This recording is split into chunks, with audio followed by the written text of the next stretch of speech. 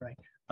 Well, thank you very much to everyone who's here today. I think, well, I have to say we had a very meaningful session by the Alina Murang and team. I really enjoyed myself. So together with us, we have got Councillor John is in Barrio and Ready.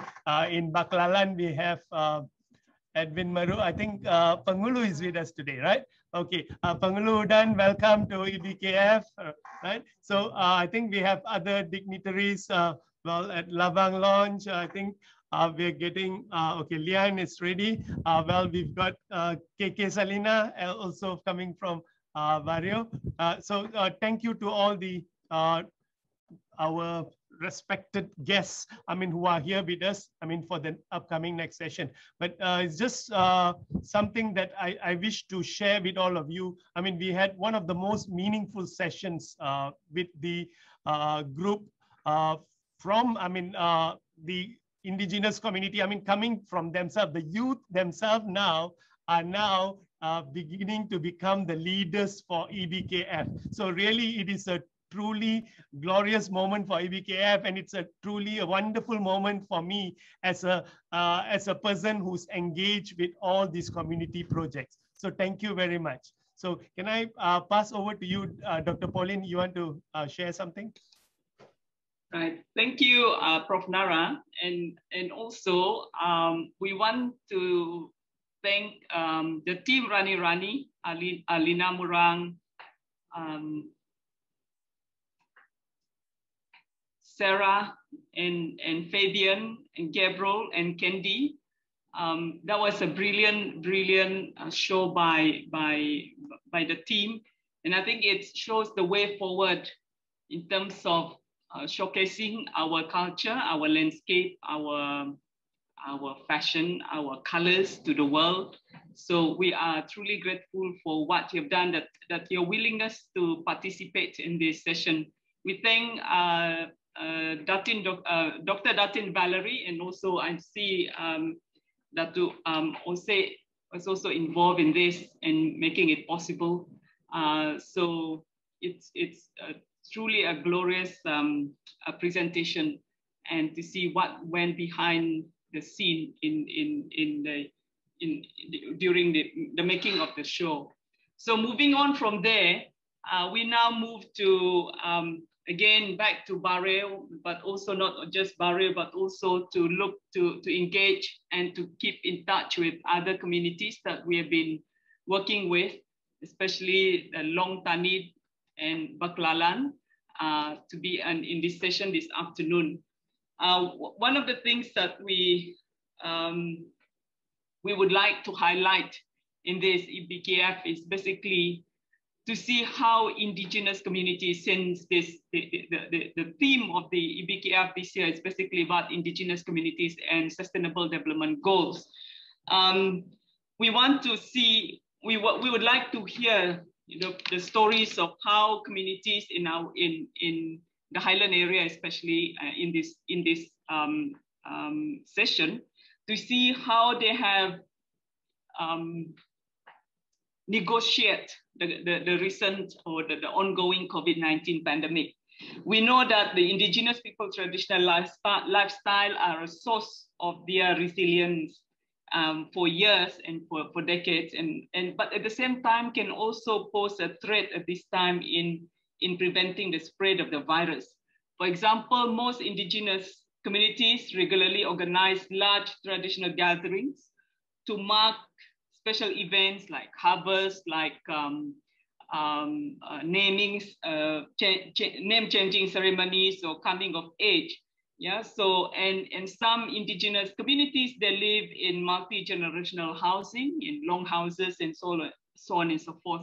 So their very lifestyle have put indigenous peoples and their families, especially the elders, at risk in the current situation, which require people to distance themselves to observe certain SOPs that basically are run in contradiction to their lifestyle.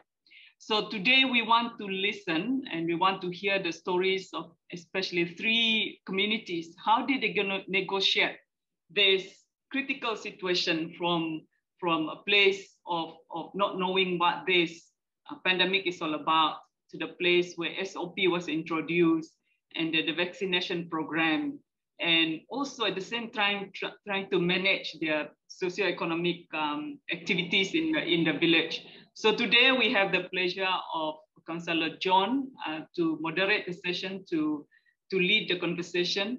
And we first again congratulate to Penghulu now, Penghulu Udan Meru from Baklalan, and I can see Ustaz Cikgu Sang there with the team from Baklalan. So we welcome you, and it's good to see you all. We miss Baklalan. It's almost 2 years since we've been there last. So over to you, Councillor John di Barrio, and David Labang also in Barrio. So and Ketua Kampung Selina Sakai. So she's also a very special person. We don't find many villages, women head villages now. So her situation is very special. So it's good to have you on board with us this afternoon. So we pass over to you, Councillor John, to moderate. Okay. Selamat petang, petabik bermalam. I can see here we have from Baklalan, Tahniah Penghulu Udan Meru. Tepuk tangan sendirilah. I think ini adalah pemandangan juga lah, tahniah. Dan masyarakat yang di Baklalan yang bersama kita di sini, ada Tok Kampung di sana. Dan saya juga di sini, kita ada Tok Kampung Selina yang sebenarnya dia di Barrio. Ada Long Tani ada di sana kah?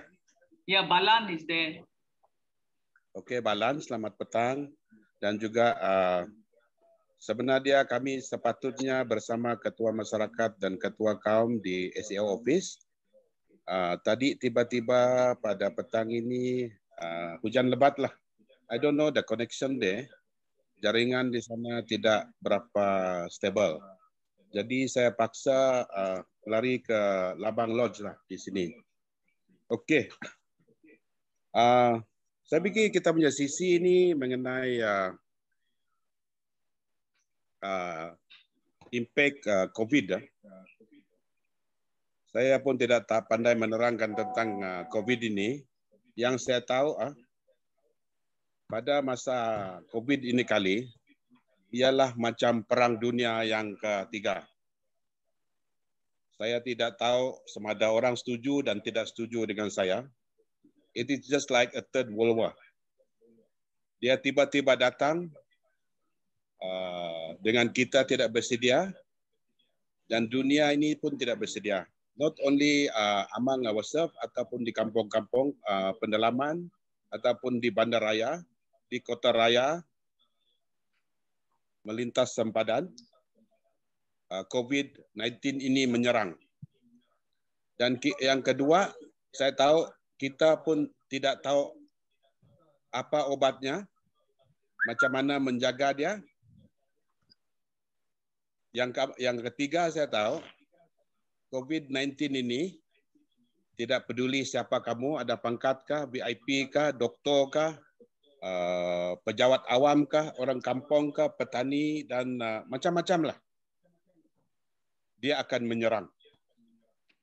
Jadi saya tahu dalam 2 tahun yang sudah lepas ini, kita semua berjaga-jaga, dan kerajaan juga memberi syarat-syarat dan SOP untuk semua. Dan saya tahu di kampung-kampung masing-masing kita pun ada undang-undang kecil. Kita buat undang-undang kampung untuk menguruskan COVID-19 ini sebelum kita disuntik. Jadi saya tidak mau panjang lebar menyebutkan tentang COVID ini. Saya tahu semua sudah tahu apa ini COVID. Yang kita tidak tahu macam rupa dia, virus ini, rupa dia tidak tahu dia pakai baju merah kah, ataupun dia pakai topi kah, macam mana dia punya rupa. Itu saja yang kita tidak tahu. Tetapi kita sudah tahu macam mana cara menguruslah ataupun to protect ourselves. Jadi ya nanti saya akan memberi peluang kepada kita semua untuk bentang atau memberi tahu kita tentang pengalaman-pengalaman kita tentang COVID ini. Apa yang kita buat di kampung. Seperti di Bareau, kita berdekatan seperti Bakalan dengan orang Indon. Jadi kita tutup itu jalur serta-merta. Itu jalur semua ditutup. Jadi istilah dan slogan yang dulu ini sebelum ini yaitu bersatu kita teguh, bercerai kita roboh. Tetapi itu tidak boleh diguna pakai dalam COVID-19 ini. Bersatu kita mati, bercerai kita hidup. Itu yang digunakan sekarang kemungkinan. Oke. Jadi dengan itu saya serahkan sisi ini ya. Saya mulai dengan mungkin Ketua Kampung Selina Pasang untuk dia ada pengalaman lah untuk berkongsi dengan pengalaman-pengalaman because she was one of the main player bersama-sama kita di Bareau masa itu. Okay, we do the workshop in that sense. After that, kita akan serah kepada Bakalan oleh karena Bakalan itu berkaitan betul dengan Indonesia. Saya tahu Long Bidang sana ditutup serta merta tuh, dan dibuka whatever untuk mereka membawa barang lah. I purposely speak in Malay here, even though my Malay I'm not very well versed, tapi untuk kita semua supaya kita boleh faham. Dan we are easier lah. Kalau kita boleh cakap dalam bahasa Inggeris pun boleh. Kalau bahasa Malaysia pun boleh. Bukan dua itu saja. Bahasa Lun Bawang pun boleh nanti. Sebab saya paham. Dan bahasa Kelabit pun boleh. Bahasa apa pun boleh lah. Jadi so whichever you feel easy to communicate. Okay, dengan itu, can we pass on to start with Ketua Kampung Selina? Okay, thank you.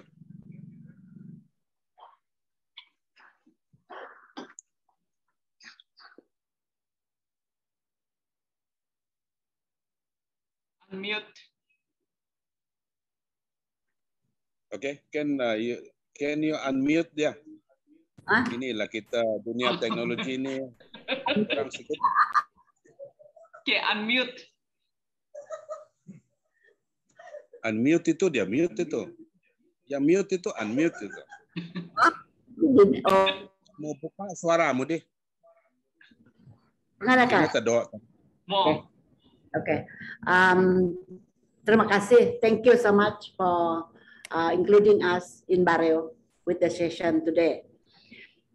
When we started the MCO on the 30th of March in 2018, when I heard about it in Bareau, what we did, we set up a committee. We set up a committee and then worked together with the Miri Register Management Committee under Miri District Office. And then in Bareau Sub-District Office, which is led by our SAO, Edwin Jalingay, we have set up committees together with our Bareau frontliners, like the PDRM, the police department led by Sergeant Rosley, the army led by Lieutenant Fahmi, and we have the immigration department, Tuan Roy, and of course our JKK Indo, which is the Bareau community itself. To get in the we use the Bareau Bureau Keselamatan, which is led by KK Bujang Long. And then we have set up focal point, and then we have focal area, because all the government offices are also closed. The focal point for Bareau Central is myself and KK Joseph Radu. And the focal area is in my house, KK Selina's house. And during that time, we use all our Biro Keselamatan from 14 villages, which we go around and do patrol in the whole area together with the police and Rela personnel. That's how we every day, the 24 hours, because they have to have a shift. That's how we, it lasted for about 1 year, we had done that, which is very successful. And during that time, we must say that thank you so much with our Yang Berhormat Dato' Gala, who have also given food basket to all the families in the Barrio sub-district. And during that time also, we have closed all the borders into Indonesia. All the people who are, the Indonesian who are working in Barrio area, we just kept them there. If they have to go back, then we said that they must not come back into Barrio again. That's how we have kept our border between Indonesia and Malaysia. The other thing what we have done is that we have restricted the movement of the people in the kampong. Like we close our area, Barrio itself, for tourism and people from outside. The only people who can come into Barrio are the essential service. Even the flight is also reduced. We also close the flight from Barrio to Baclalan and from Barrio to Long Saridan and from Barrio to Long Lalang, just to keep the movement of the people limited. Indeed, with this plan, we have successfully kept our area very successful. It is not easy, especially during this time, because to keep the people within the place is also very difficult. But we manage very well. There are a few incidents. For example, we have a like positive case in Padale one time. So what we did to keep it spreading around, we have just closed the whole kampong altogether. Even the people who went there have to stay there until they declare that the village is okay. Then we open up the other villages. And this year, when we have the vaccine is coming up to Barrio, there are 3 areas.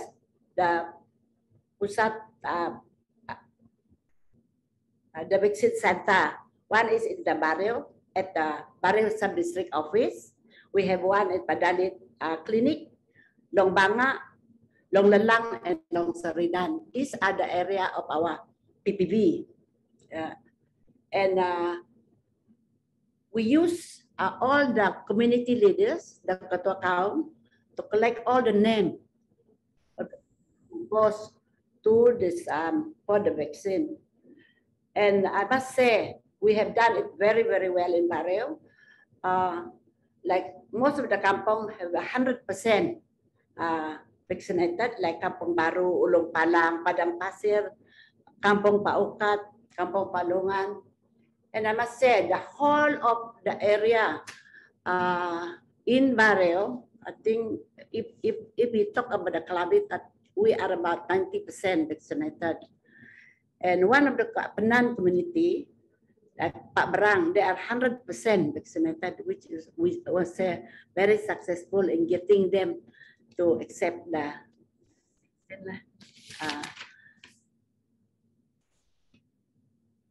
what we said recently. When we have quite recently, we have a few cases, about 4 cases of positive in Barrio. We successfully keep it, contain the spreading of the virus. Like we closed the whole village, like Pak Umur, one case, Barrio Asal, Arolayun, Arodalan, and we have them, all those positive cases quarantined at home. With that, I must say, working closely with the community, the people in the, we are so thankful with the people in the kampong itself who volunteer to keep an eye on the positive people. And then the ketua kampung, the ketua kaum, everybody have to go around and send food to them and make sure that they are okay. And we take turn in doing. This is how we have. It is not easy, and I must say, we had a very hard time, and yet with the cooperation between the government agencies and the masyarakat, we are able to keep our area free from all what had happened. Thank you. Thank you, Salina. I think we reserve all the Q&A or comment after everybody contribute or sharing. I think the next one, maybe we can pass to orang Baclalan. So semua orang boleh cakap. Yeah, you can share only, not only 1%, 2%, 3% also can contribute, but not talking at the same time. So we can we pass it to Pengulu Udan Meru of Baclalan? Boleh.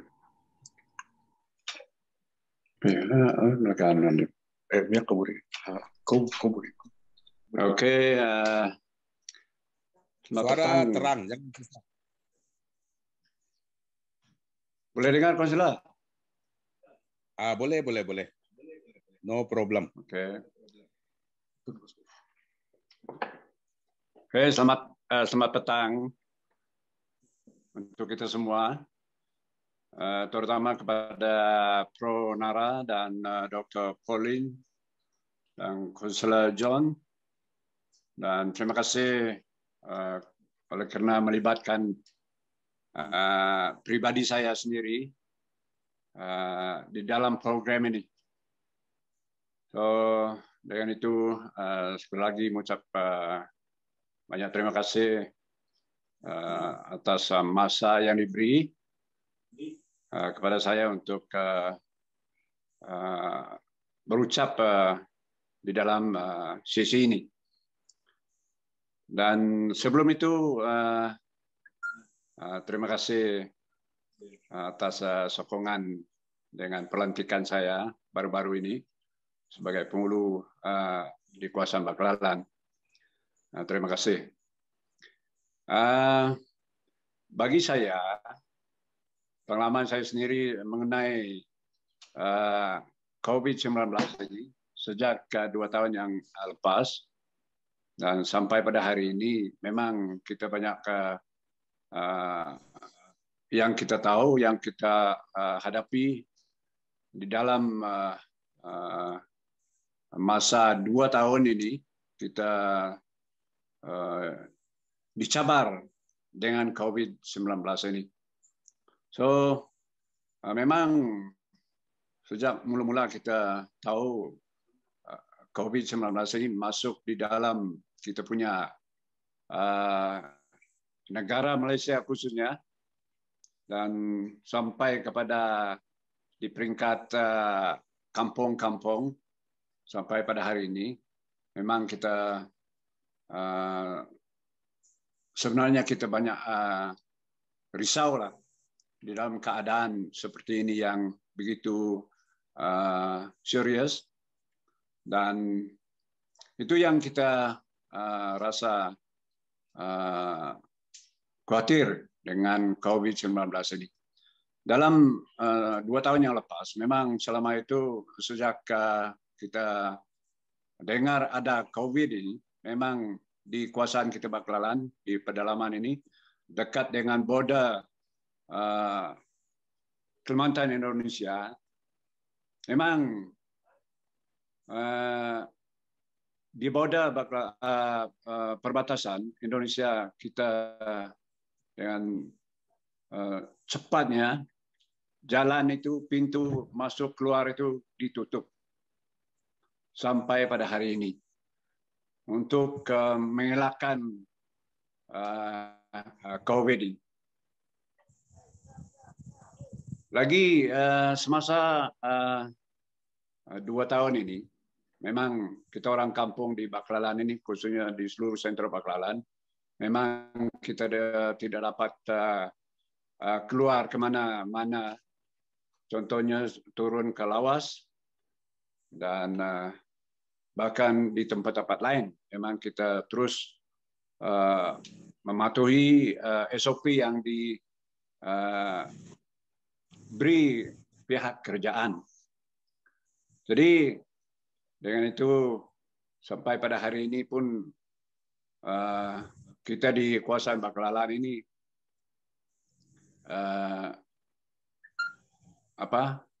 mengucapkan banyak-banyak terima kasih pihak kerajaan yang begitu prihatin untuk melihat apa keperluan-keperluan orang kampung selama COVID-19 ini. So, orang pihak kerajaan sepertinya Dato' Henry dan agensi kerajaan yang lain terlibat langsung untuk membantu masyarakat di kawasan Baklalan ini untuk membekalkan bakul makanan untuk masyarakat di Baklalan selama COVID yang melanda di kawasan kita. Jadi dengan itu sekali lagi kami mengucapkan banyak terima kasih di atas bantuan tersebut. Jadi yang lain, setakat ini baru-baru ini di kawasan kita Baklalan sampai pada hari ini ada positif COVID. So memang kita secara langsung kita lockdown, tidak tunggu-tunggu arahan pihak KKM dan pihak-pihak siapapun, dan kita secara langsung pihak kampung kita kuarantin masing-masing di rumah. So dengan itu tujuannya untuk mengelakkan jangkitan ini. Dan itu kita haraplah supaya kerjasama yang seperti itu yang kita perlu untuk mengelakkan COVID-19 ini. Dan tak lain tak bukan yang kita dapat buat dan harap-harap dengan ubat-ubat apa yang pun kita tidak tahu apa obat COVID ini sebenarnya. Selain kita kuarantin di rumah sendiri dan patuhi kepada SOP yang diarah daripada pihak KKM, dan itu yang sangat penting. Jadi dengan itu kita harap di kawasan kita Baklalan cepat pulih dengan keadaan ini, dan supaya kita bersama untuk memberi satu kerjasama kepada pihak satu sama yang lain untuk untuk mengelakkan COVID ini serta merta. Jadi dengan itu yang sebagai pengalaman saya selama COVID ini. Dan memang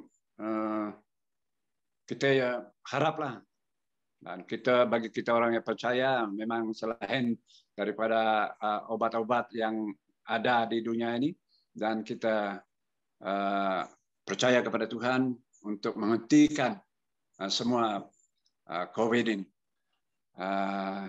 Dan itu seperti Konselor John sentuhkan tadi sebentar, dan kalau dia sebagai musuh yang kita dapat lihat, yang kita dapat lawan secara tenaga kita manusia, besar kemungkinan kita dapat melawankan dia, sebab dia suatu perkara yang kita tidak dapat lihat, dan suatu perkara yang kita tidak tahu di mana datangnya, dan dia hanya datang tiba-tiba untuk menyerang kita sebagai manusia. Dengan itu kita tetap percaya dan semoga perlindungan daripada Tuhan sendiri yang dapat melindungi kita daripada COVID-19 ini. Sekian, terima kasih. Terima kasih, Wulu. Nanti kita akan menyoalkan ataupun komen lah. Jadi untuk kesenangan, for easier reference to all of us, I think the next one I will want to call on Ketua Kampung Padan or Brauk. And then after that, kita akan suruh dari segi pelancongan. What have they done? I think we can ask Lian, David Lian. And then also we can suruh Edwin from the government dari segi di Bareo lah. Dan juga Edwin Meru dari Baklalan dan atau lain-lain nanti supaya mereka kena sedialah untuk memberi pengalaman atau kongsi pengalaman dari itu. Jadi so immediately after this, maybe we can have KK Padan and Brauk from Long Tanid. And then after that, afterward, we can get Jan Raben on the tourism perspective, their challenge, what have they done during this so-called period. It affects a lot of the tourism and the economy of the village. So this is some of the things that we need to touch. How did we manage to go by with all those lockdown and then all those activities, you know? So Pak Padan, David Lian, Edwin Kaligai, and then of course Edwin Merua. So get ready. And if I have from Long Pasya, actually I try to get Pengiran Sultan Teh, but dia punya bapak meninggal. Saya mengucapkan takziah lah dengan Pengiran. And I think if Ricky Ganang is around, we can share also with Ricky later. So can I pass on to Balan and Ketua Kampung Padan of Long Tanid, please?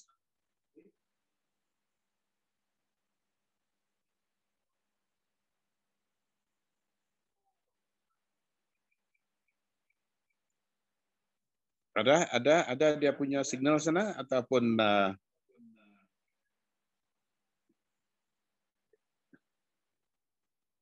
can you see them around? Oh, they are not around, on and off. Oke, kemungkinan jaringan mereka kurang sehat lah oleh karena COVID-19 mungkin. Oke, in that case, can we get David Lian Labang to say a bit of whatever they did in Bareo for tourism during this lockdown activities? Okay, Lian.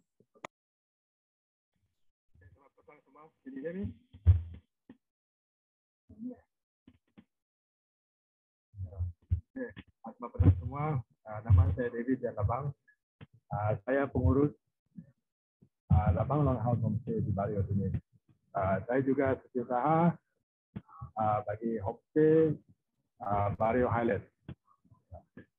Ya, laporan dari kami ini, kami ada lebih daripada 30 visited homestay dengan Motek, tourism lah.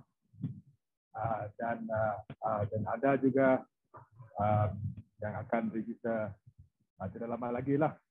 Ya. Bila ada COVID-19 ini dulu, kita semua kan shutdown, close down lah. Semua homestay tutup. Okay. Dia kadang-kadang buka, kadang-kadang tutup pun, kami pun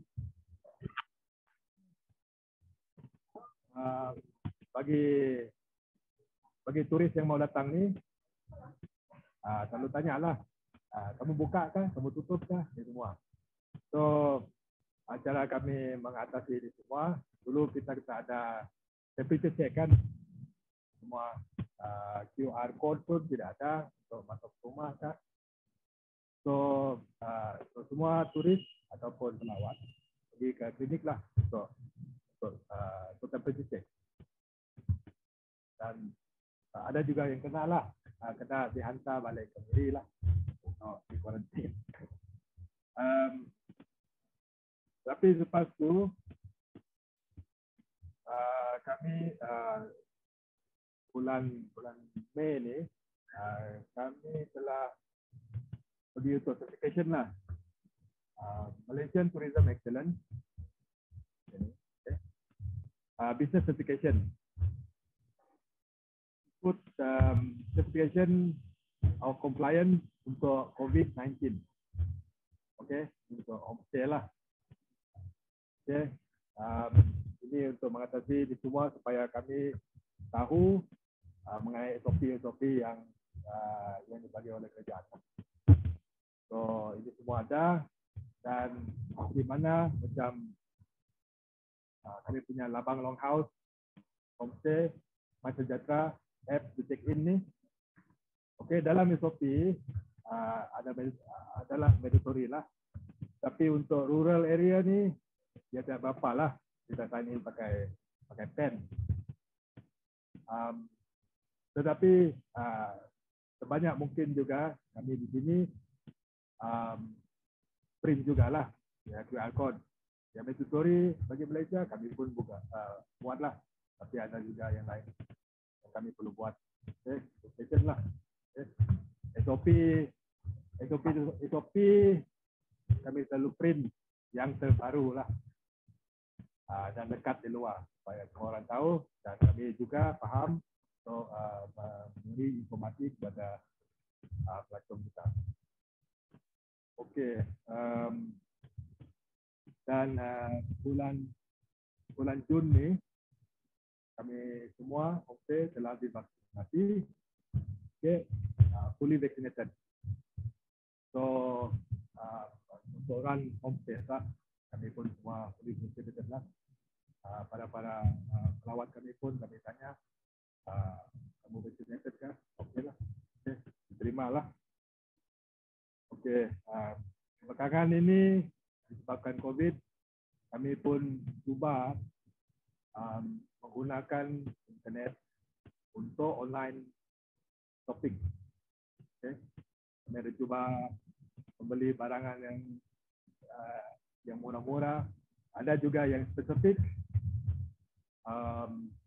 macam untuk comply kepada security dan apa-apa dan homestay, kami beli CCTV, kami sanitizer yang dibeli dari online, dan juga barang-barang yang berat juga kami cuba 36 kilogram enjin tebat rumput, menggunakan force lah. Ini adalah cara-cara kami untuk cuba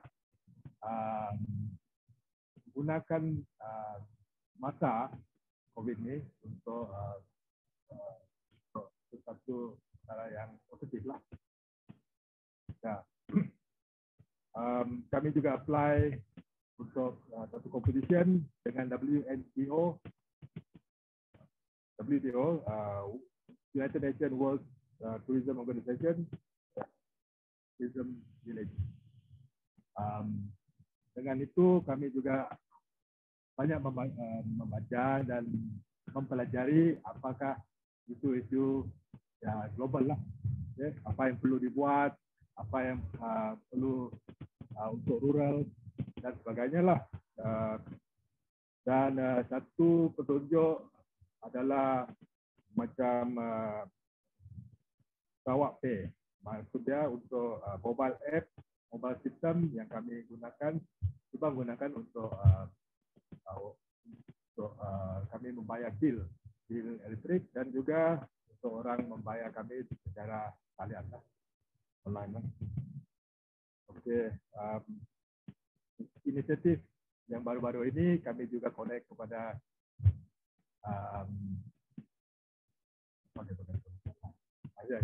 setelah di internet, connect me now, broadband, prepaid internet, bagaimana orang yang boleh beli kupon untuk barang-barang kita punya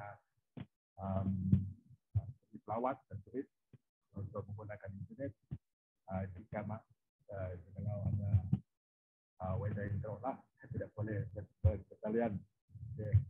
Yang last kali ini kami juga update kami sendiri dengan climate change initiative, di mana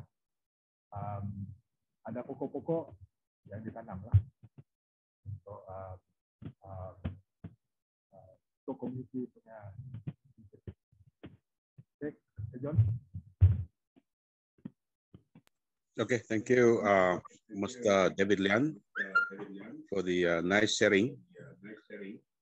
So next, can we have Edwin from Baklalan?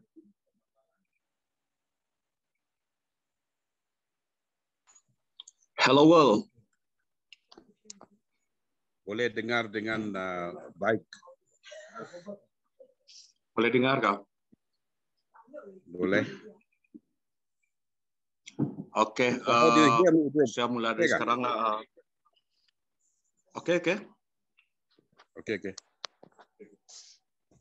Oke, selamat petang kepada semua yang hadir pada hari ini. Saya cuma boleh kongsi apa masalah yang kami hadapi semasa COVID di Baklalan. Semenjak dari Mac 2020, kita punya ekonomi ataupun pelancongan memang teruk sekali, dan saya pun ada berkongsi dengan beberapa rakan saya yang berada di Sabah, di Long Pasir, Long Bawan, Long Semadu, di mana-mana sajalah dunia, dengan Persatuan Pemandu Pelancong Sarawak. Saya ada bertanya juga macam mana keadaan kita sekarang dan apa kita punya resolusi lah untuk mengembalikan kita punya ekonomi kepada pelancongan. Tapi apa boleh buat, macam kita yang cakap tadi, penghulu dengan John, itu adalah satu masalah yang sangat besar kepada impact kepada rakyat-rakyat semua di kawasan pendalaman negeri Sarawak dan Malaysia lah. Sebab kita rasa ya, pelancongan ini adalah satu yang membawa ekonomi yang kedua terbesar ataupun yang ketiga terbesar di kawasan pendalaman negeri Sarawak ataupun di kawasan Highland lah, yang kita sangat berusaha dengan Pemadat dulu untuk mengembangkan ekonomi melalui pelancongan. Jadi dengan apabila masa yang macam ni kita agak sukar. Jadi apa yang kita buat sekarang adalah walaupun dalam masa COVID-19 ini, walaupun kita duduk di dalam rumah, kita tetap juga mempromosikan Baklalan, kita juga mempromosikan kawasan yang lain untuk bersedia. Kita tidak tahu bila masa COVID-19 ini akan dihentikan. Dan start dari lawatan Datuk Nancy sudah kami rasa macam sudah tidak ada harapan sudahlah untuk pelancongan sebenarnya, tapi kita tetap bersemangat. Dalam masa yang sama ini kita akan pergi cari tempat yang lebih menarik, dan kita membuat berbincang dengan memberikan idea-idea yang baru. Dan kan saya selalu juga berbincang dengan rakan kita di kerajaan Indonesia melalui video call juga macam ni, dan selalu call tanya macam mana perkembangan. Dan disebabkan kita sangat walaupun dekat dengan Indonesia cuma dalam 15 km lah dari Baklalan, tapi kerana perbezaan negara kita, status kita tidak boleh melimpasi untuk batasan itu. So jadi kita coba create ataupun berfikir secara positif tentang macam mana kita mau menjalankan ekonomi yang baru di Baklalan. So kalau kita duduk saja di rumah tunggu saja tourism itu datang pun, kita rasa macam susah lah, susah untuk kita bergerak. So jadi kita pun ada juga berbincang dengan penghulu apa yang terbaik untuk kita membuat ekonomi kepada kampung dengan kepada kawasan kita. So jadi bagi saya untuk persendirian Berhad saya kena mengubah secara pemikiran saya kena beralih kepada NGO tersendiri. So jadi kita buat NGO sendiri dan dapat membantu orang di kampung-kampung pendalaman seperti di Lawas dan Baklalan pun kita akan berusaha juga lah melalui dengan sistem ekonomi yang baru, cara kita generate ekonomi yang barulah pendapatan. Jadi semalam juga saya membuat bagi buah idea dengan penghulu kita akan membuat seperti koperasi kampung. Jadi di sana pun kita boleh mendapatkan ekonomi yang baru selain dari pelancongan.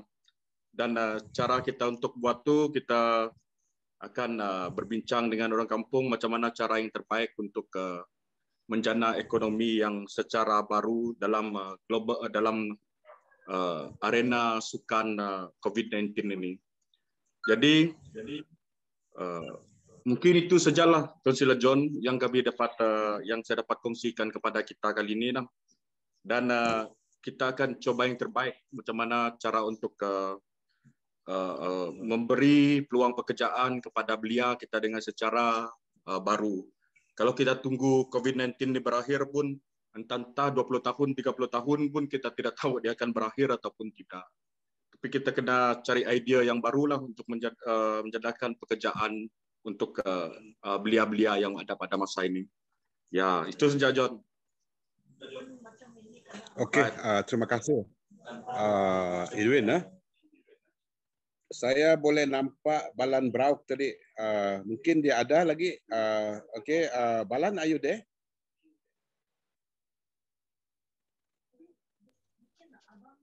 Ya. Boleh dengar. Okey, you unmute. Halo. You punya. Okey. Thank you. Good. Okey, Balan. Teruskan. Boleh dengar suara saya? Boleh. Boleh dengar suara saya? Okey. Ada Terima apa kasih, Padan John. dengan kamu? Ada apa Padan? Oh, you alone? Sebenarnya kami dua sudah deal di rumah yang satu tuh, tapi karena hari hujan tadi tidak sempat berjumpa di sana. Sangkut di rumah orang lain sudah deh. Okay, sama di Bario kuat hujan tadi tiba-tiba. Okay, can you can you share now? Oke, thank you. Terima kasih Councillor John karena kesempatan bersiaran langsung lah dari Long Tanid. Walaupun dalam keadaan COVID-19, tapi kita syukurlah dapat berhubung orang Lun Bawang cakap arang gawa. Saya rasa Kelabit pun sama guna tu. Arang gawa. Dunia maya. Dan Dunia laporan maya. yang kita buat dunia maya. Untuk pengetahuan kita semua, bagi yang tidak tahu, Sentral Long Semado ada 10 buah kampung lah. 10 buah kampung, Punang Turusan, Long Telingan, Long Semado Raya, Long Semado Nesab, All Airport, Long Tanid, Long Bluyu, Long Kerbangan, Long Rakuk. Dan saya sedang bersiaran langsung dari kampung Long Tanid lah. Dan buat saya ini kampung di Long Semado hanya yang setahu saya saat ini ada 4 buah kampung.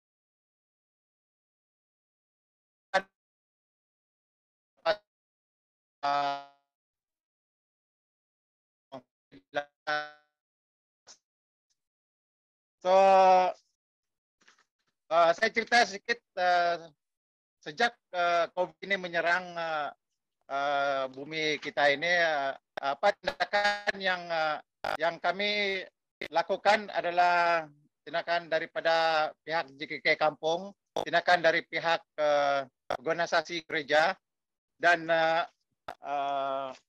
pihak keluarga lah. Pihak organisasi kampung, JKK Kampung, kita telah buat signboard lah di simpang Kampung Long Tanid untuk melarang orang luar datang dan masuk ke kawasan kampung karena kita tidak mau penyakit ini merebak lah. Dan pihak ahli majlis gereja juga telah menghentikan semua aktiviti lah di gereja, dan kita hanya dapat berkhotbah dan mendengar khotbah melalui pembesar suara lah.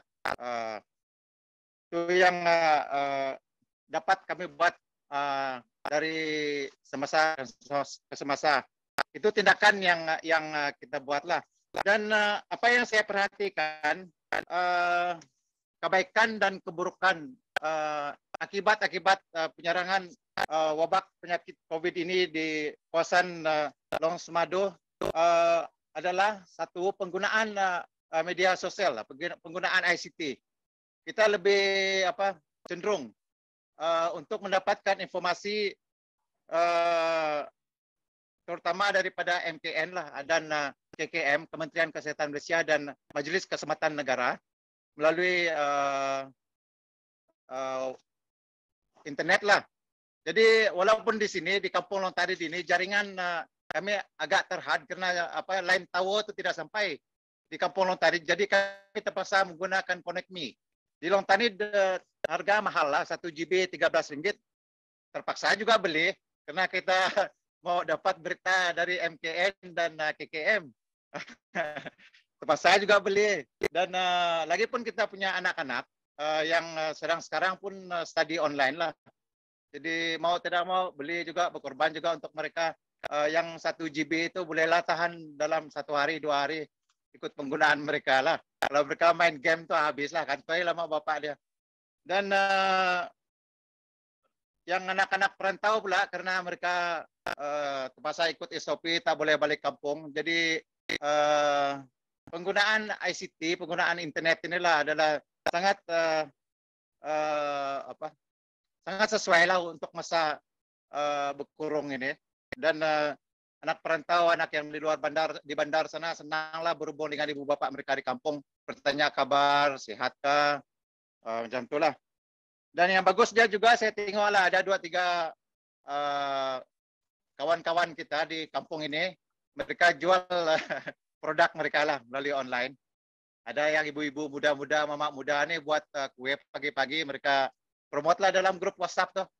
Jadi ada lah 2-3 orang booking tuh kan, nah, senang lah, bagus lah. Ini peningkatan penggunaan ICT di kawasan pendalaman dalam masa COVID ini. Dan yang kebaikan yang kedua yang saya tengok lah, kebaikan kah keburukan? Kebaikan lah lebih saya tengok. Ibu bapak lebih banyak masa di rumah lah, karena perintah berkurung yang kita keluarkan untuk penduduk kampung, jadi mana-mana lah, lebih banyak masa di rumah. Jadi yang bagus dia ada banyak masalah mereka dengan budak-budak, dengan anak-anak di rumah. Dan ibu-ibu juga semakin kreatif lah, karena tidak mau berkurung. Mereka buat tikar, buat craft tangan, bakul daripada rotan dan ataupun plastik. Yang saya tengok lebih tahan lah, lebih tahan daripada produk-produk yang alam semula jadi, walaupun plastik. Dan saya tengok di kawasan kampung kami di Long Tarid ini juga banyaklah ibu-ibu muda yang buat kebun. Dia hobi baru, buat kebun dan tanam bunga. Itu yang bagus. Dan saya tengok kemas di rumah mereka pun banyak kemas sudah tuh. Karena dulu selalu keluar kerja di luar kan, jarang duduk di rumah, kurang kemas rumah. Sekarang saya tengok banyak rumah yang kemas sudah nih. Bunga pun ada banyak yang dorong tanam. Kebun sayur pun ada banyak di belakang rumah. Jadi untuk stok lah masa darurat nih. Dan yang saya perhati yang spesial lah, karena kebanyakan kita di pedalaman ini adalah petani, dan saya tengok musim menanam padi pada tahun 2021 ini berubah. Dia ada berubah sedikit. Dia karena tidak ada kerja lebih cepatlah. Kalau dulu di kawasan Long Tanid lah, Kampung Long Tanid, kami akan mulai start tebas sawah padi pada bulan 6 dan bulan 7. Bulan 8 nanti kami tanam padi. Tapi sekarang dalam masa COVID ini terlalu rajin sudah. Dari bulan 4 tempoh hari ya, sudah kami tebas tuh. Ada yang macam adik saya tengok dia sampai 3 kali, 4 kali. Dia tebas, hidup lagi dia tebas lagi, hidup lagi. Saya cakap, rajin betul lah kamu ini. Mereka cakap tidak ada kerja, duduk daripada tidak boleh pergi cari kerja di luar kan, pergi bandar, pergi lawas. So, itulah cara mereka buang masa yang karena kena kurung nih. Dan masa tanam padi juga saya tengok di kawasan Long Tari ini ada perubahan sedikit lah. Kami biasa dulu menyemai padi, gisak samai kata orang ya, gisak samai. Biasa kami buat dalam penghujung bulan 7 lah. Bulan 8 kami cabut sudah tuh tanamlah start. Tapi tahun ini ya saya tengok betul-betul cepat. Haraplah Tuhan bagi itu padi tumbuh dengan bagus, ada isi berbuah dengan banyak nantilah. Sebab walaupun kita bergerak cepat pada tahun ini. Dan itu yang saya tengok sebelah positif dia lah. Kebaikan dia karena kita tidak ada kerja lah masa COVID ini. So apa yang saya sedikit juga ingin berkongsi pasal yang saya tengok tidak berapa bagus lah mengenai penyakit COVID ini. Bagi kawasan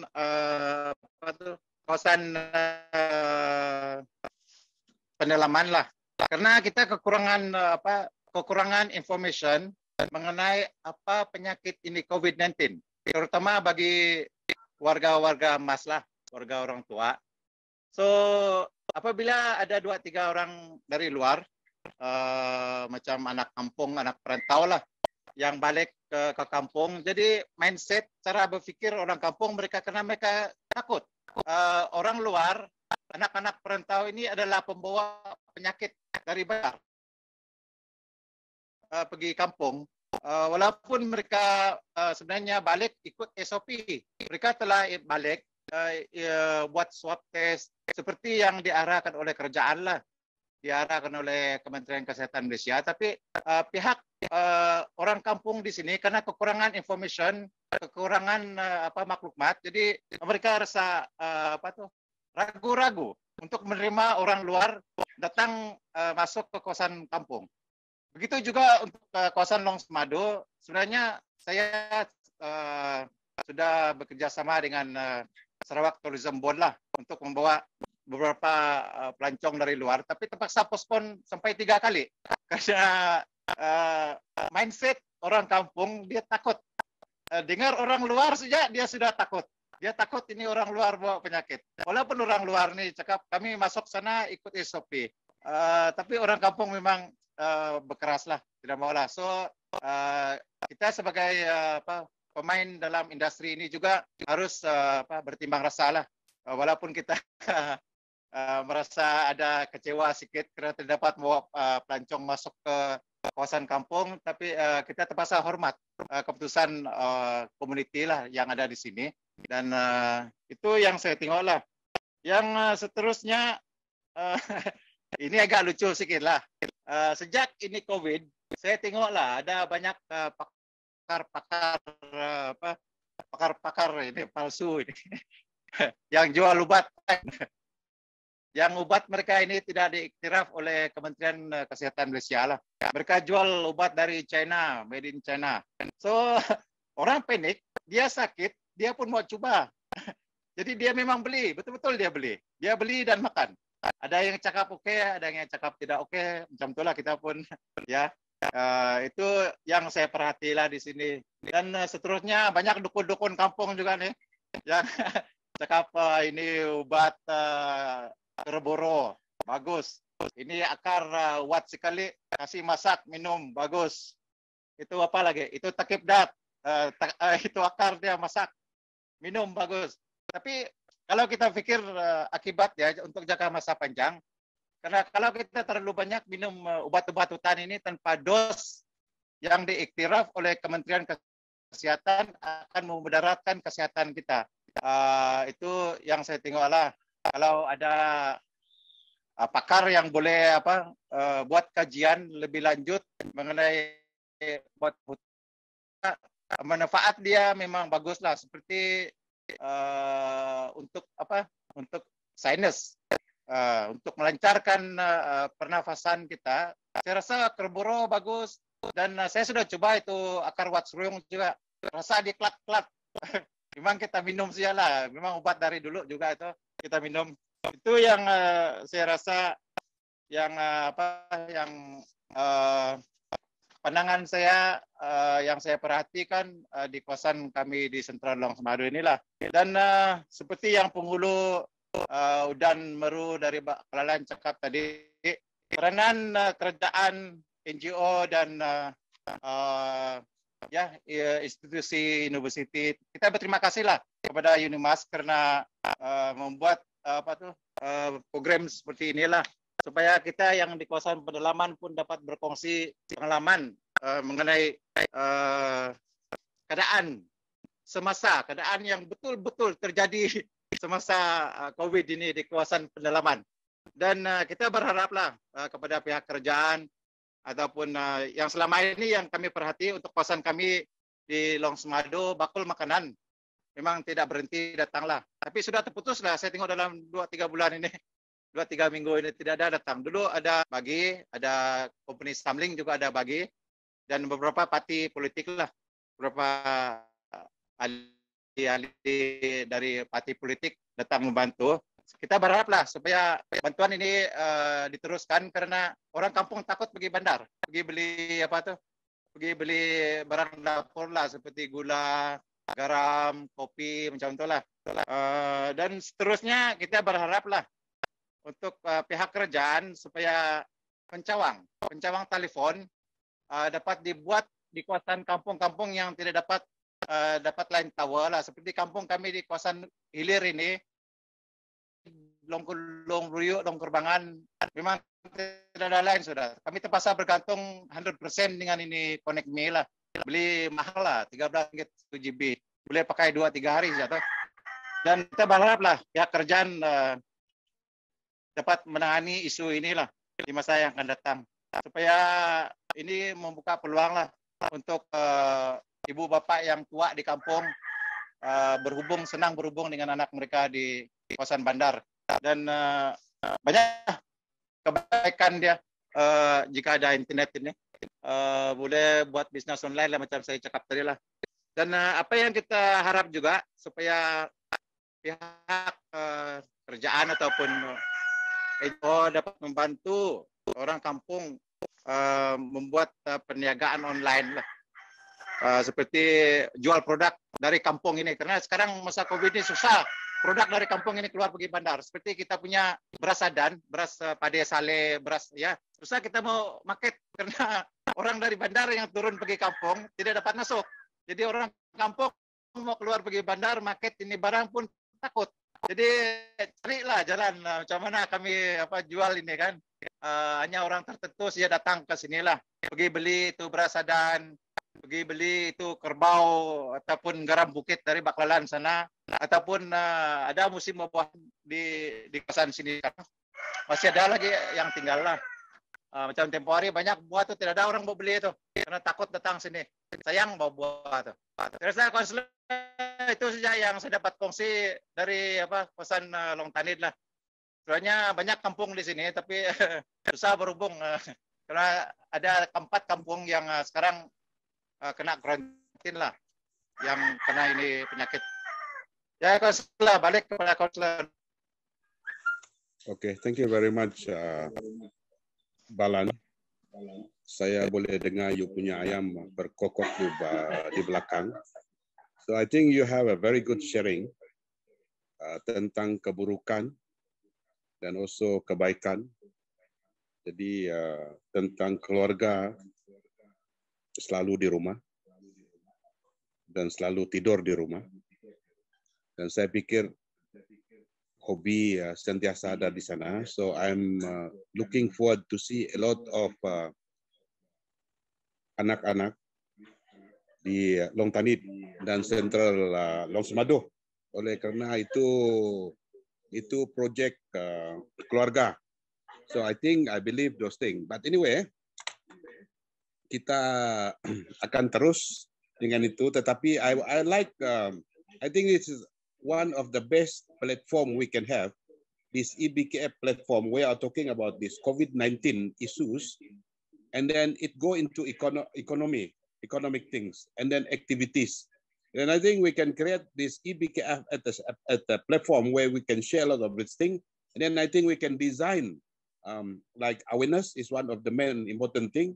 And then I think we can use this platform also to really find, tune and do some research exactly on how to really looking into the future.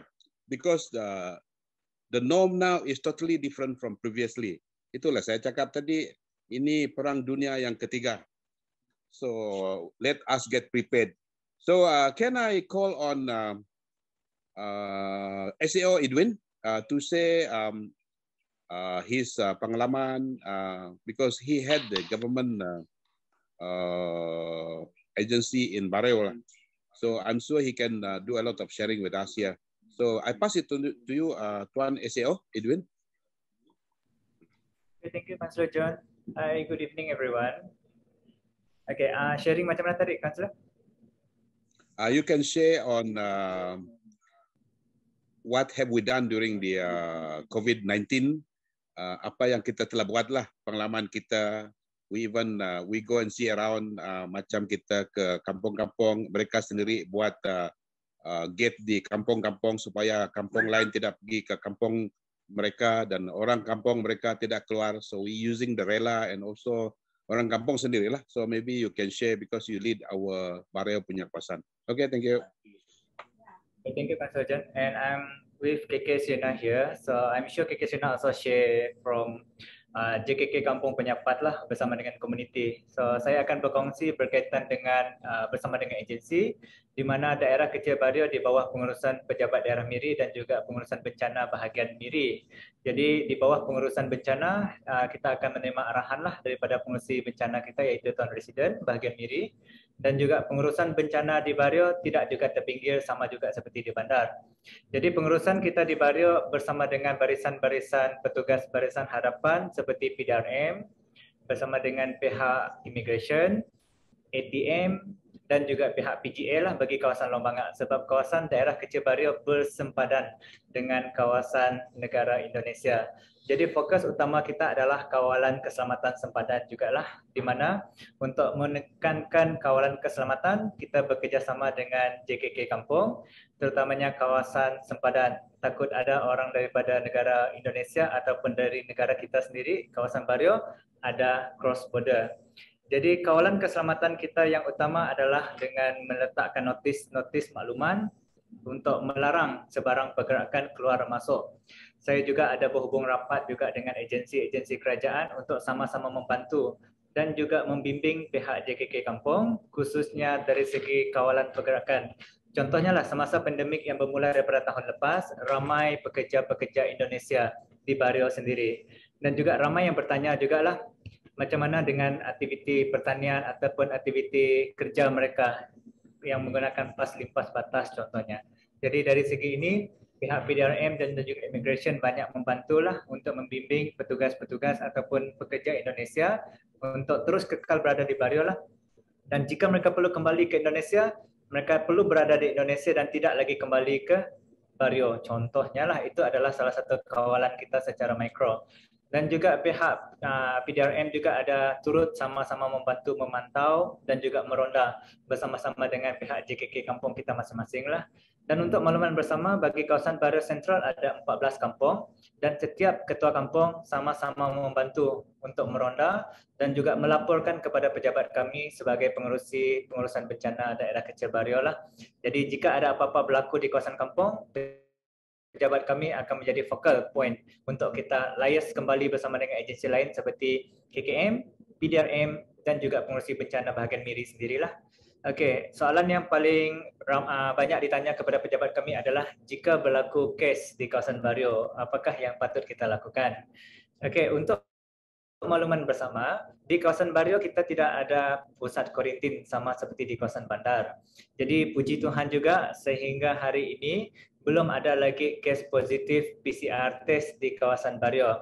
Cuma baru-baru ini kita ada kes positif melalui saliva test lah. Okay. Ujian saliva test kit dengan menggunakan test kit itu boleh dibuat secara sendiri ataupun bagi sesiapa yang ada simptom boleh merujuk ke klinik yang terdekat. Jadi pihak klinik akan mengeluarkan quarantine order ataupun akan memasangkan gelang lah di tangan mereka dan mereka dikendaki untuk quarantine sendiri di rumah mereka sendirilah.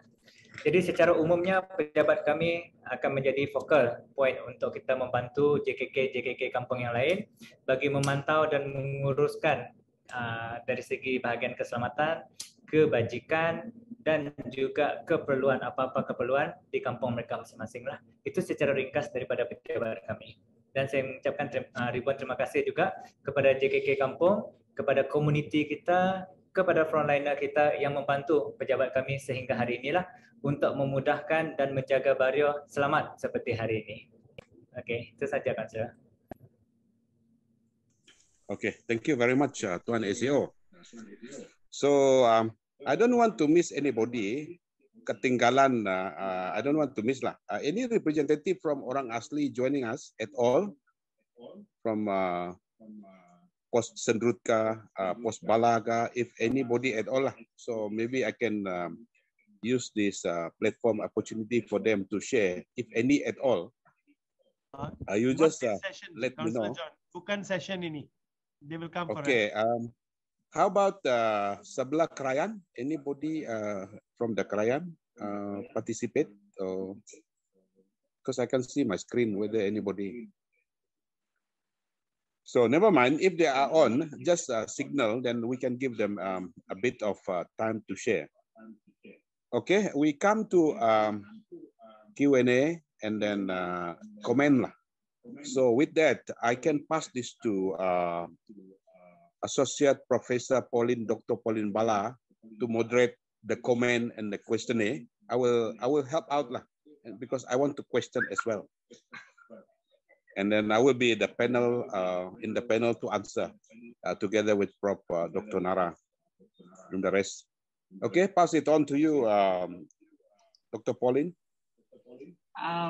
Thank you. Terima kasih. It was very enlightening to hear the stories from Bario and also from different level daripada pendapat ataupun pengalaman dari segi the SAO sebagai pegawai kerajaan, and then the community leaders in terms of Ketua Kampung Selina. So itu adalah satu pengalaman. Then we see here from David Lian Labang. So it gives us a very clear picture about how communities, small communities, organize themselves and work along government agencies and other agencies to help support the community through this critical time. And then to hear from Baklalan and also how they mobilize their own community. And I know Prof. Nara and we tried to go into Baklalan about a couple of weeks ago in order to organize the e-Borneo Knowledge Fair with them. They stopped us from going in. I was like, wow. So meaning they are very serious about keeping their community safe and making sure that the disease doesn't encroach into their landscape, into their kampong. So that's really important to hear, because a lot of us in town, as we know, a lot of the SOP that has been introduced is very urban biased. So it's important for us to understand how rural communities readapt these SOPs that has been designed especially for urban people, redesign them in their own local context. Yeah. So, and to hear from Long Tanit, from Pak Balan, and then to that's also very enriching experience to hear from different level, from the socio-economics perspective, the family lifestyle, and how the new norms basically reorganize the community, reorganize family life, reorganize the way they engage with social media. I think all these things require, like what Councillor John has given us, a very tall order to use e-Borneo Knowledge Fair to basically engage with these communities to study the impact of COVID-19 in different ways to the communities. so that we can learn and be prepared for future. What's the name of that German professor, and said that we are moving into what they call the risk society. So how do we manage risk? How do we negotiate risk at all levels, from the policy to different forms of communities that we have in our nation? Some are urban-based, some are rural-based, some are and socioeconomic status which are different. So these things, I think, require us.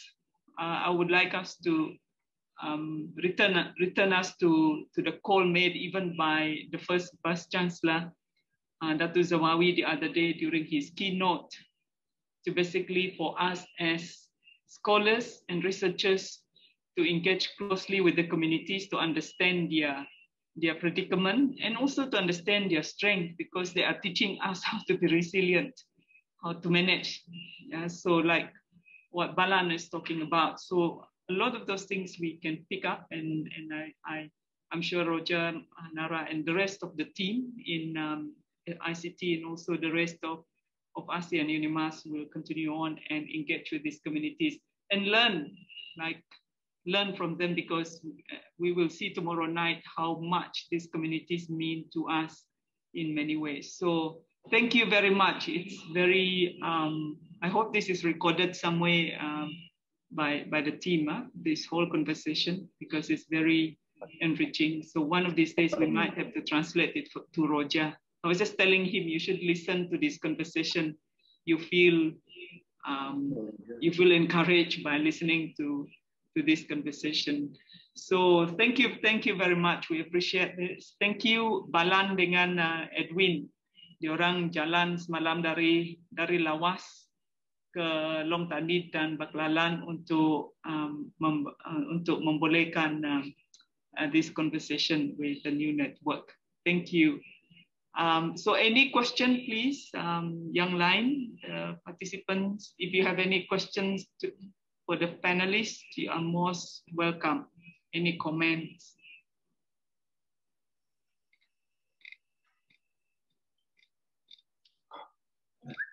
Kalau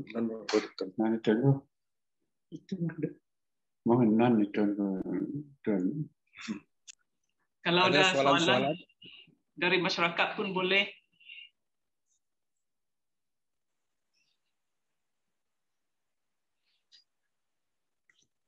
Okay, kalau tidak ada, my comment is, I just have one comment here. One, saya pikir dunia maya dan digital ini tidak salah dengan COVID. Oleh karena dari segi whatever Balan was saying, people from the town scared to go to the kampung, and the kampung people scared to go to the bandar to buy anything or to purchase anything or to go and visit. For the digital world, I think we are not wrong, because this is always can stay as normal as before.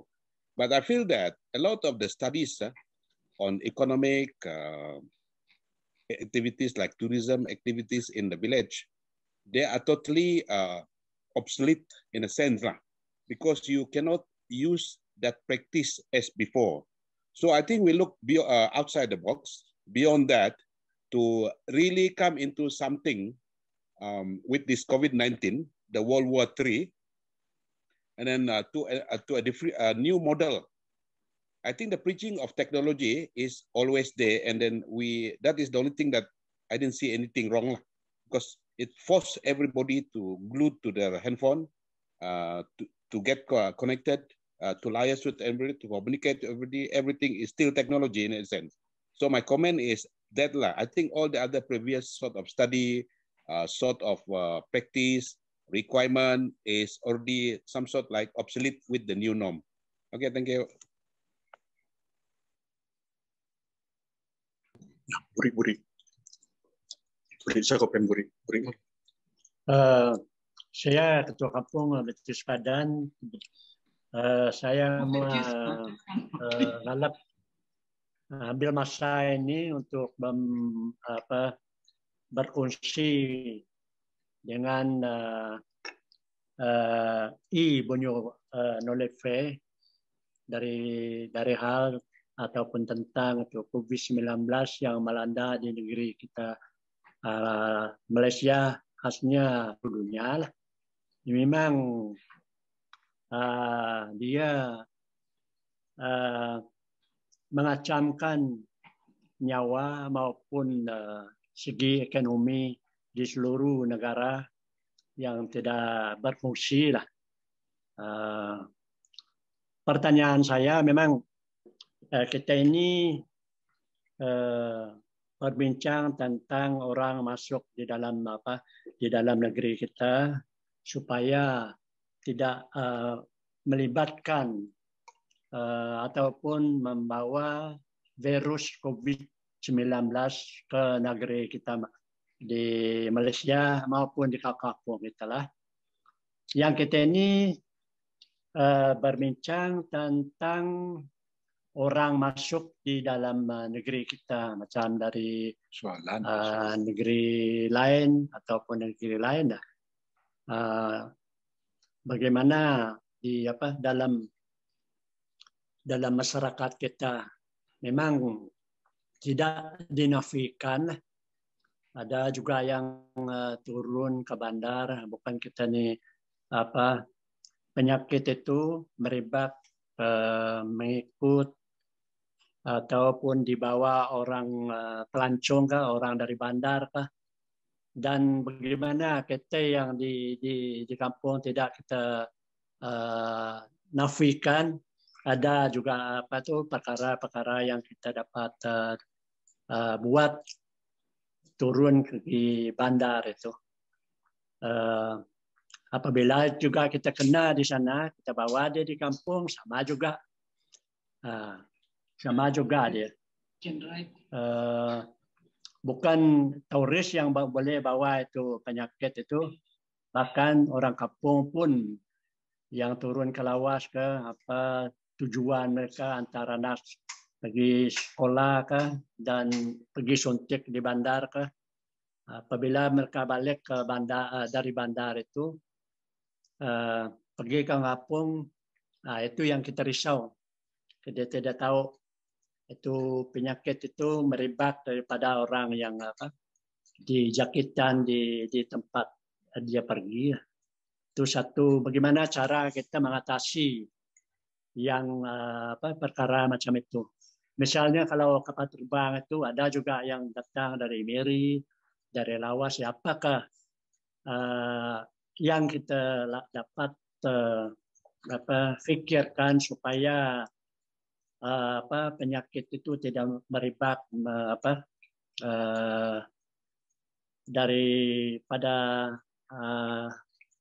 daripada bandar ke kampung-kampung seperti di Baklalan kah, di Baryu kah, di Hulu Sungai. Apa masalah yang kita dapat atasi? Oke.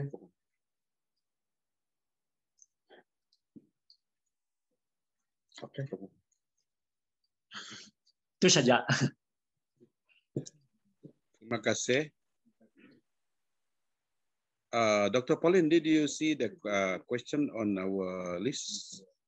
So mungkin soalan itu kepada mereka yang di kampung seperti Ketua Kampung Salina, Baklalan dan itu tentang konspirasi atau teori mengenaikan COVID-19 ini dengan orang-orang kampung. Adakah itu di antara what we have experienced in the kampung lah, tentang apa mereka memperkenalkan COVID ini, what is the COVID teori, konspirasi teori behind this lah. Soalan satu. Yang kedua, saya tengok soalan tadi yang mengenaikan apakah bantuan yang diperlu sangat oleh orang kampung dari kerajaan. So I can see these two questions tadi lah. So in case then we can move on from there. Okay, thank you.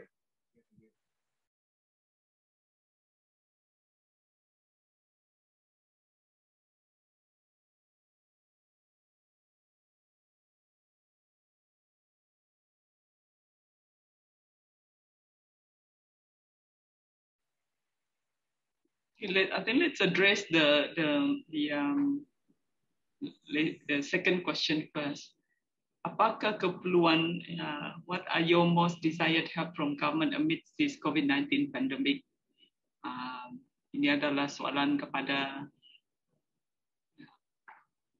orang kampung. Dr. John, kamu, Councillor John, kamu juga panel boleh menjawab soalan itu, bah? Kita bermula dengan soalan itu dulu. Apakah bantuan yang sangat diperlukan oleh masyarakat luar bandar di dalam menghadapi COVID-19 pandemik ini? Yeah. Okay, from pengalaman saya di dunia Bareu, I think every kampung have the same experience. One will be, I think, because we depend very much on connectivity. Connectivity adalah satu keperluan asas oleh semua orang sekarang lah. Dari segi apa-apapun lah, yaitu connectivity. Berarti we should have enough tower, enough dari segi dunia digital lah. So I think that one is among the keperluan asas lah di kampung-kampung. I think ada tuh kampung yang ada dalam ruang ini pun boleh majukan, whether you agree with me or not lah.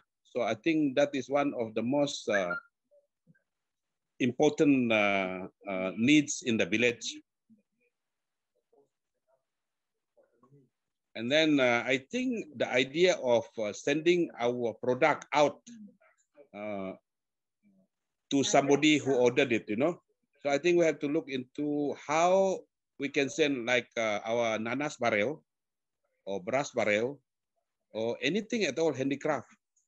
Because a lot of things now shopping online. So I think how to address these two things lah, especially from the village, then we can always have income. So example like how to sell beras bareu in Shopee. Then you can know what Something like that lah.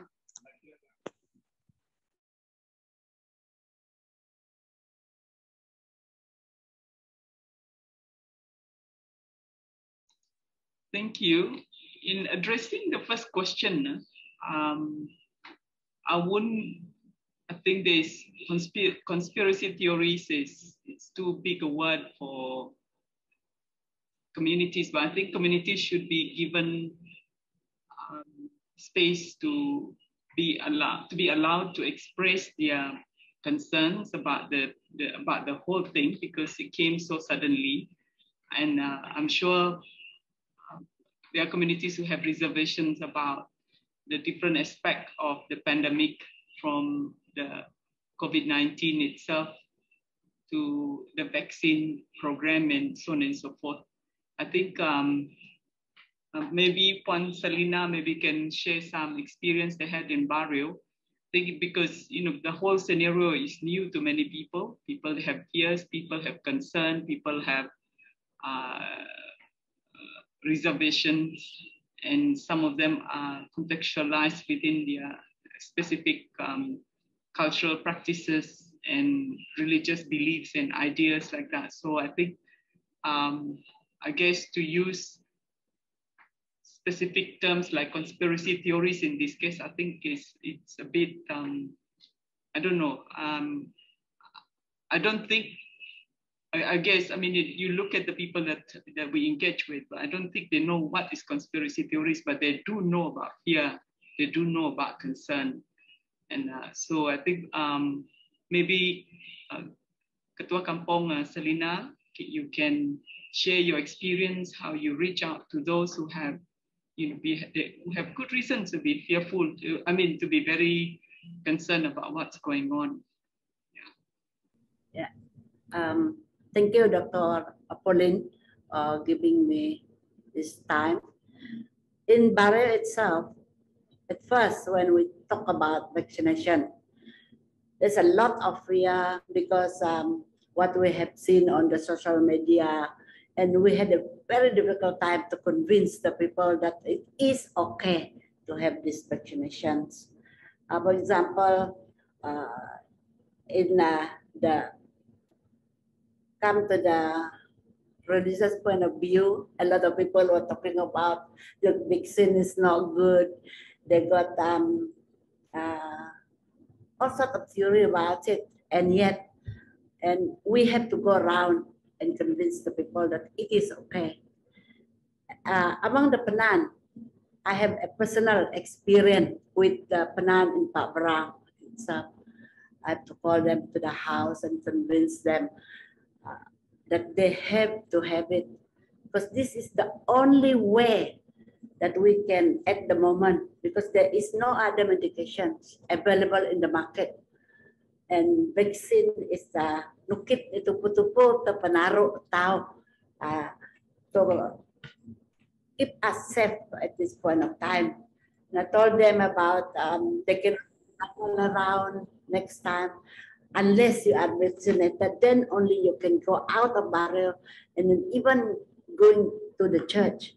And with this, talking to them, we are able to get them. Especially you get the Kato Kampong first, then everybody else will follow. That is how I have managed with the Penan and Pak Brang. So, like what Councillor John Trawe was saying just now, communication is one of the things that is very, very important, because especially during this time, students are studying online. And in Barrio, you know, it is very difficult for them. Sometimes the teachers have to go out into the kampong, or the parents have to collect their homework. And because of this, we are really, really thankful that we have this Connect Me Now Wi-Fi, whereby although it is expensive, and yet they are able to help out with the JKK Bureau Education, Pendidikan, to help the students in our own kampong how to manage them. That is what we have experienced in Barrio. Thank you. Thank you. Thank you. I think we'll have to end this session now, because we have the new session going to begin in about 3 minutes. This is been a very interesting session.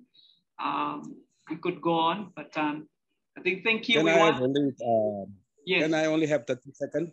I think can we establish this EBKF platform, because SMA is there because of the thing that we are talking about. After we can compile all those things, and then I think we work with SMA and we work with our local YB, and then I think we have some sort of foundation to really put this thing forward about the connectivity. I think that's all. Thank you. Thank you, Councillor John, for moderating. Thank you very much, and thank you to all the speakers. We appreciate it very much. We've learned a lot, and thank you to all who attended and continue to attend. Thank you very much. Over to ICT. Thank you, Balan. Thank you, Baklalan. Thank you, everyone. Bye.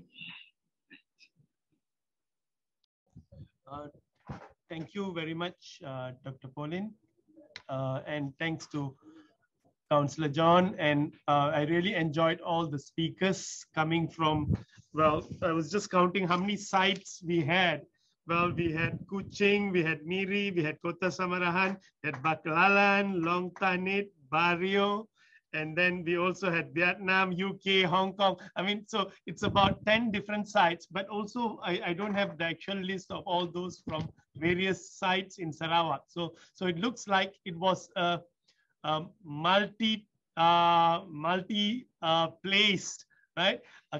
All coming together only through the internet. So this is really the post-pandemic, and I'd like to also have some discussions with our team here to see how we can extend some of the ideas that was shared either by Councillor John on the platform through SMA, also to look at improving communications into rural communities or indigenous communities and outside, right? And for products to go in and products to come out, right? So we are seeing this as a common problem, and well, maybe none of us can solve the problem alone, but together, I believe that we can address all this. So with that, I will request Dr. Sarah to come in for the subsequent session.